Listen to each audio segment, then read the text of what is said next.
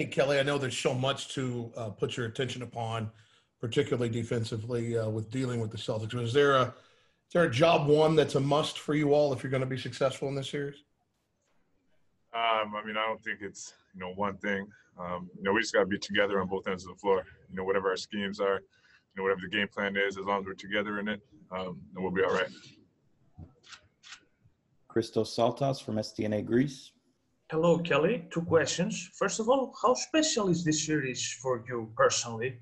And also, how different are the Celtics about their style of play since you played for them? Obviously, it's a big series. It's the first time we're back to the conference finals. Obviously, me being there with the Celtics, definitely, it's good to go against them. For us, obviously, it's way different than when I played there. There's only two guys who I played with that's still on that team, just 3 years ago. So, different style, different personnel, but, same coach, same philosophy, same offensive style. Hey, Kelly, you just mentioned you played for Brad Stevens. You're playing for Coach Spo now, two of the best coaches in the NBA. Do you see similarities between those two guys, or are they very different? There's definitely similarities.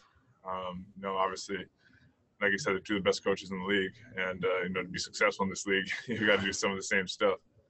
But they do have their differences, as well, and that's what makes them unique, and that's what makes our two teams different. Kelly, I know you know as well as anyone things change in the NBA, but you had a really good team when you guys went to the conference finals that year, and maybe you had a sort of a bright future.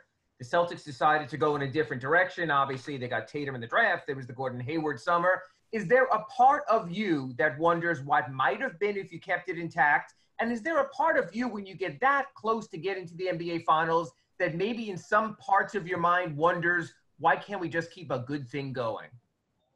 Yeah, I guess there's always if it's not broke, don't fix it. But everybody's just doing their job. Obviously, Danny Ainge is doing his job. People who, sometimes it's tough. You're trying to get better every single year, or you're trying to make. It's also a business. Money goes into it, salary cap, all that kind of stuff. So it's different. Obviously, like you said, we had a great team, who really played together. Played with each other, and we had a good run there. Obviously, it would have been cool to see, what we could have done, the following year or the next year. But, sometimes in life that doesn't happen. And but I'm, happy to be back with this opportunity and this team, and hopefully we got something good going right now. Kelly, what's it meant to you to have the availability to golf here on the campus? How much enjoyment have you derived from it? Have you played with any other players from other teams? And have you heard who the best golfer here is? Yeah, it's been fun. Obviously, just getting into it and stuff, it's been a lot of fun.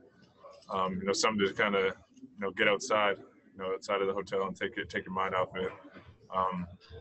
I think our shooting coach, Rob Fodor, is probably the best golfer here. He's the best person I played with for sure. Yeah.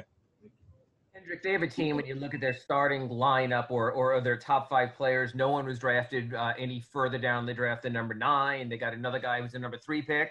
You guys are a lot different. You guys have a lot of free agents, undrafted guys, sort of hungry dog kind of guys. How much motivation do you guys draw from sort of maybe having gone unnoticed and maybe having to work more to get to this point and to build a reputation?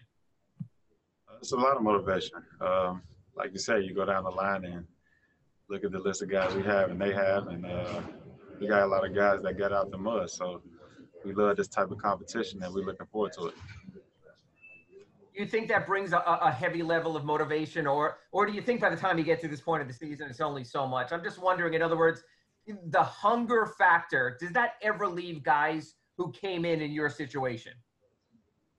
Man, it never leaves. You find motivation throughout the season. Every week you find motivation every day. And the next step for us is Boston, East Conference Finals. And that's one of our motivations. A lot of undrafted guys got it out the mud, like I said. And that roster's a little different, drafted guys, high picks. So we're looking forward to that and competing against those guys and showing our value and what we can do.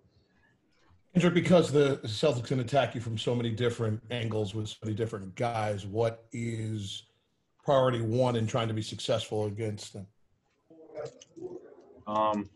Just going up against their guys.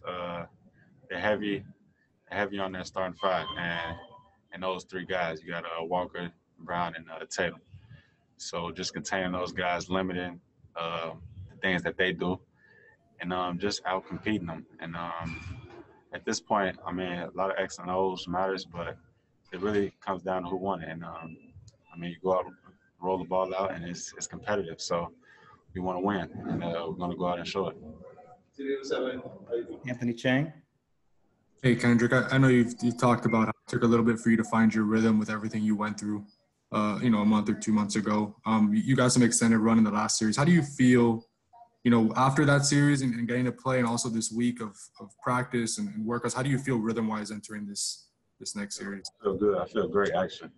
I've gotten a couple of days. We've had a lot of time off, so I'm stacking positive days on top of each other during this stretch. So I feel great right now. I'm in a great rhythm, and I'm ready to play.